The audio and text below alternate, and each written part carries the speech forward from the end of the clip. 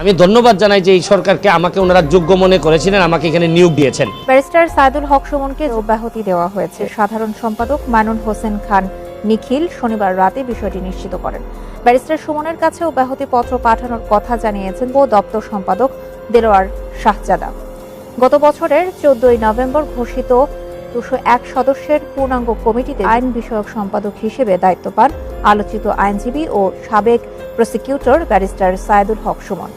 6 August শরীয়তপুরের পালং থানায় ভারপ্রাপ্ত কর্মকর্তার দলীয় স্লোগান নিয়ে ফেসবুক পেজে সমালোচনা করেন তিনি। পদত্যাগ করলেন কি কারণে? তা আমার কাছে মনে হইলো যে আমি সারা জীবন মানুষের নৈতিকতা নিয়ে কথা বলছি, মানুষের অনৈতিক কাজগুলো তুলে ধরছি। আমি নিজেই যদি সময় না দিই, রাষ্ট্রীয় কোষাগার থেকে যদি বেতন নিই, তো এটা আমার কাছে অনৈতিক মনে হয়েছে। তা আমি নিজে নৈতিকতার কথা বলে আমি নিজে যদি অনৈতিক কাজ করি বা মনে হয় আমার কাছে যেটা অনৈতিক হচ্ছে, তা আমার মনে হয় এটা থেকে চলে যাওয়াই আমার মনে হয় অনেক। অন্য কোনো বিকল্প ছিল কিনা? অন্য অনেক বিকল্প থাকার পরও ব্যারিস্টার সুমন তিনি কেন পদত্যাগ করলেন, ব্যারিস্টার সুমন সেটা তার নিজের মুখে স্পষ্ট করবেন। তাই ভিডিও শেষ অবধি পর্যন্ত দেখুন। 4 মাস 5 মাস আগেও এই মাটির দ্বারাই আমার গালাগালি বন্ধ করা হয়েছে। আমি একটা নির্বাচন করতে গিয়ে আমি শুনছি যে আমি বাস্টার্ড, আমি জারদ। আমি শুনছি যে আমার জন্মের মধ্যে অভিশাপ আছে।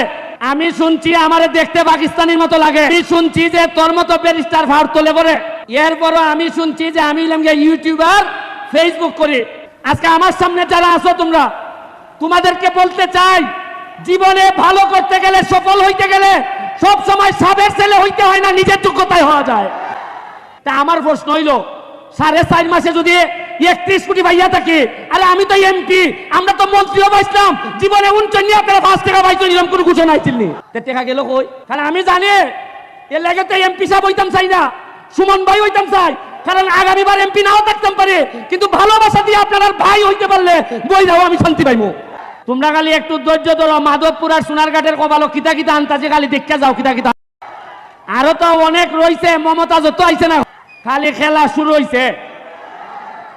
আমার নির্বাচনের পরেই আমি কইছিলাম যে মাধবপুর সোনারঘাটের আপাতত আমি খালি এমপি হইছে, জায়গা বেচছো না আর ফুরি এখন আপাতত বিয়া দিও না, কারণ জায়গার দাম বাড়বো আমি এমপি হইবার পরে, আর ফুইরেন্টেরও দাম বাড়বো, বিয়া নিতে বুঝা ওখানে অনলাইন।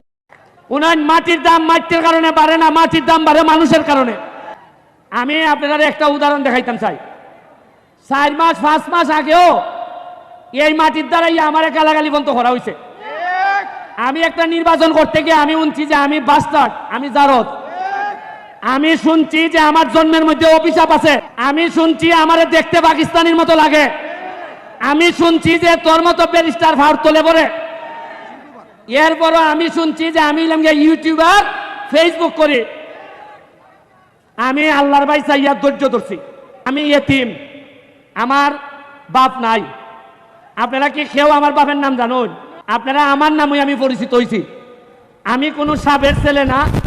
আমি আপনার মতো জায়গার থেকে একবারে Trinamool DCP high school Sonarghat থেকে উঠতে আমি আজকে ব্যারিস্টার হয়েছি। আমি গল্পটা কইতাছি তোমাদেরকে এই কারণে, আজকে আমার সামনে যারা আছো তোমরা, তোমাদেরকে বলতে চাই, জীবনে ভালো করতে গেলে, সফল হইতে গেলে সব সময় সাবের ছেলে হইতে হয় না, নিজের যোগ্যতায় হওয়া যায়। তোমরা ভাবতে পারো যে আমি ধর্মঘট, আমি কি পারবো? তোমরা কি জানো আমি ধর্মঘটের বিষয়ে আমি খালি শুনতাম ধর্মঘট ধর্মঘট ধর্মঘট। এই ধর্মঘটের বিষয়ে আমার সম্মান শ্রদ্ধাবোধ অনেক বেশি। কিন্তু আমি এইখানে এমপি হয়ে আসার আগে এইখানে কিছু মানুষ দ্বারা অধর্ম হয়েছে আমি জানি ভালো করে। আমি যতদিন এমপি আছি এই ধর্মঘটের মাটিতে আমি আমার দায়িত্ব পালন করব। কোনো অধর্ম আমার লুকি হোক, কাউকে আমি অধর্ম করতে দিব না। আমার ভাই মাত্র একটা, আমার ভাই লন্ডন থাকে। এর মানে আর কোনো ভাই নাই, আপন রক্তের ভাই নাই। কিন্তু ধর্মঘটে আইসা আমি কিছু লোকের সন্ধান পাইছি। আমি আমার আন্ডারে 21টা ইউনিয়ন আর 2টা পৌরসভা, এই তোমরা সরো না, এদেরকে দেখতে দাও। 2টা পৌরসভা, প্রতিটা ইউনিয়নে আমার আদর্শের কিছু ভাই তৈরি হইতেছে। ও আমার নির্বাচন থেকে শুরু করে আজকে পর্যন্ত আমারে যেভাবে সহযোগিতা করছে, আমার কাছে মনে হয় আমারে যদি মাইরা ফেলা হয়, আমি যদি হঠাৎ করে মারা যাই, আজকে যখন আমি হেলিকপ্টারে নামি, আমি স্টেডিয়ামে, আমি যখন আকাশে ছিলাম, তখন আমার কাছে মনে হয়েছে আমি যদি এখন মারা যাই তাহলে আমার মাধবপুর সোনারঘাটের কি হবে? এমপি হবে আমার পরে, আসলে এমপি হইলে কি পারবে? তারা কি ওই আগের মতোই মজা মারে ফজা পায় আর আমরা খালি বইটা পাই, এরকমই হবে কিনা?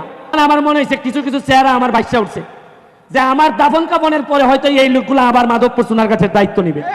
মাত্র 4.5 মাস হয়েছে এমপি হয়েছি, বরাদ্দ পাইছি প্রায় 31 কোটি টাকা। কত পাইছি? এর মধ্যে 25 কোটি হইল কি আমার বছরের পর বছর আইবা আমি রাস্তা বানাইমু খালি। আরে 4.5 মাস হয়তো অত টাকা বানাইতাম পারি, অত টাকা আনতাম পারি। আপনারা আশ্চর্য হইবে, গত সপ্তাহে আমি মাধবপুরের লেগে বরাদ্দ হয়েছে 50 লাখ এলজিডি। আমি কিয়া কইলাম যে 50 লাখে কি ব্যারিস্টার সুমনের হইব? আপনি জানেন না আমি সৎ মানুষ, আমি টাকা খাই না।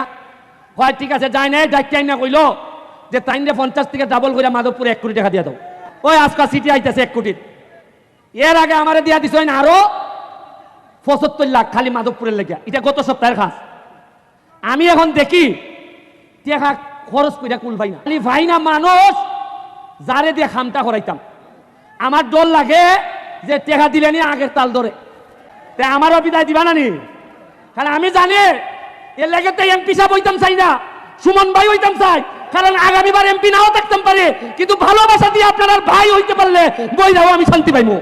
কে পদত্যাগ করলেন কি কারণে? অনেকদিন তো ট্রাইব্যুনালে কাজ করছি নিষ্ঠার সাথে। ইদানিং তো আসলে সামাজিক অনেক স্বেচ্ছাসেবকমূলক কাজে জড়াই গেছি। অনেকগুলো মামলা যেগুলো আসলে আমার কাছে মনে হয়েছে যে আমি যদি না দাঁড়াই বা এইরকম তাদের পাশে দাঁড়ানোর লোকের সংখ্যা কম, তো এইগুলো করতে করতে অনেক সামাজিক কাজের সাথে জড়াই যাওয়ার কারণে ট্রাইব্যুনালে আমি কিন্তু সময় দিতে পারতেছি না। তো আমার কাছে মনে হইলো যে আমি সারা জীবন মানুষের নৈতিকতা নিয়ে কথা বলছি, মানুষের অনৈতিক কাজগুলো তুলে ধরছি, না আমি নিজেই যদি ট্রাইব্যুনালে সময় না দিই, রাষ্ট্রীয় কোষাগার থেকে যদি বেতন নিই, তো এটা আমার কাছে অনৈতিক মনে হয়েছে। তা আমি নিজে নৈতিকতার কথা বলে আমি নিজে যদি অনৈতিক কাজ করি বা মনে হয় আমার কাছে যেটা অনৈতিক হচ্ছে, তা আমার মনে হয় এটা থেকে চলে যাওয়াই আমার মনে হয় অনেক। অন্য কোনো বিকল্প ছিল কিনা? না, আর কোনো বিকল্প তো দেখেন, আমি ওই কাজগুলো করে তো আনন্দ পাচ্ছি, যেগুলো সামাজিক কাজ, এগুলো যেহেতু আনন্দ পাচ্ছি, তো যে কাজে আমি আনন্দ পাচ্ছি, যে কাজে আমার অনেক মনের মধ্যে তৃপ্তি আসে, এই কাজে আমি সময় দিতে চাই। যেখানে নির্যাতিত নিপীড়িত মানুষের যন্ত্রণা থাকবে, আওয়াজ থাকবে, এখানে আমি দাঁড়াইতে চাই। আমি একজন ব্যারিস্টার হিসাবে, ধর প্রসিকিউটর হিসাবে রিজাইন করলে আমি তো ব্যারিস্টার হিসাবে বা অ্যাডভোকেট হিসাবে তো রিজাইন করছি না, বা এটা তো আমার একটা ইনহারেন্ট কোয়ালিটি, এটা নিয়ে আমি মানুষের পাশে দাঁড়াই। অনেকে বলে যে আপনি রাজনীতিতে আরো বেশি সময় দিতে চান, ঘটনা কি সত্য? না, আপনি দেখেন সেবা, রাজনীতি তো মানুষ করে সেবা করার জন্য, তাই এমনি যদি আমি সেবা করতে পারি, এটা কি রাজনীতি না? আপনি যত ভালো ভালো ফরম্যাটে সেবা করতে পারবেন, আমি মনে করি এটা হবে তরুণদের জন্য। আমি যদি ভালো কাজ করে যেতে পারি, যেহেতু আমার ফলোয়ার গ্রুপ বেশি, আমাকে অনেকেই ফলো করেন, আমি যদি সেবা করতে পারি, এরকম একটা জিনিস তৈরি, মানে উদাহরণ তৈরি করতে পারি, অনেক ইয়াং মানুষ আসবে, এটাই তো হবে সবচেয়ে বড় ডেভেলপমেন্ট বা বড় সফলতা। মানুষের সেবা করার কথা বলেই এই দেশে সবাই রাজনীতি করে, জনসেবা করার কথা বলেই রাজনীতি করে। তো সেই ক্ষেত্রে আপনি রাজনীতিটাকে সেবা করার রাস্তা হিসাবে বেছে নিতে পারেন না? মানে আমি দেখেন, আমি সেবাইটা করি না, এই সেবা করতে করতে যদি জীবনটা শেষ হয়ে যায়, এর চেয়ে বড় সফলতা কি হইতে পারে? রাজনীতি করবেন কিনা, আর আমাদের দেশের রাজনীতিটাকে নেগেটিভ বানাই ফেলছে। রাজনীতি যে আসলে একটা অনেক বড় একটা পবিত্র জিনিস, এটাকে এখন রাজনীতি করা মানে নেগেটিভ করতে ব্যবহৃত হয়। রাজনীতি করি আমার বলতে এখন রীতিমতো লজ্জা লাগে। আমার কাছে মনে হয় যে সমাজ সেবা করে জীবনটা শেষ করে দিতে চাই। তার মানে আপনি রাজনীতিতে পরিপূর্ণভাবে সক্রিয় হচ্ছেন না? মানে সক্রিয়তা বলতে কি বোঝায়? আমি শুধু পুরাটাই সেবা করতে চাই। এখন এই সেবাতেই তো অনেকে বলতে পারেন যে আমি সক্রিয় রাজনীতিবিদ, এটা ডিপেন্ড করবে যে যেভাবে নিচ্ছেন, কিন্তু আমি মননে মানসিকতায় আমি